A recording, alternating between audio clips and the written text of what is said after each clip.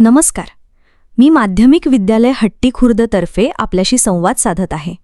आपण सगळेच जाणतो की शाळेत शिक्षक विद्यार्थ्यांना रोज गृहपाठ देतात.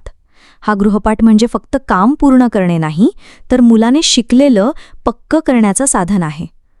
परंतु अनेकदा असं होतं की विद्यार्थी घरी गेल्यावर अभ्यासापेक्षा मोबाईल, टीव्ही किंवा खेळ यात गुंततात.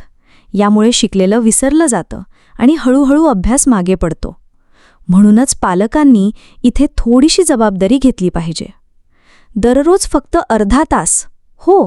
अर्धा तास आपल्या मुलांसोबत बसून त्यांचा अभ्यास घेतला, त्यांचा गृहपाठ पाहिला, तर मुलांच्या शिक्षणात मोठा बदल घडू शकतो.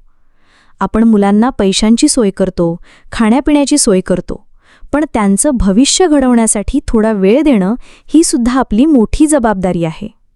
लक्षात ठेवा, पालकांचा थोडासा वेळ म्हणजे मुलांचे उज्ज्वल भविष्य.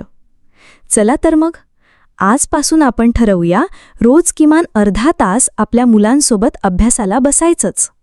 कारण शाळा आणि पालक मिळूनच विद्यार्थ्यांना खऱ्या अर्थाने यशाच्या मार्गावर नेऊ शकतात. जय हिंद. माध्यमिक विद्यालय हट्टी खुर्द.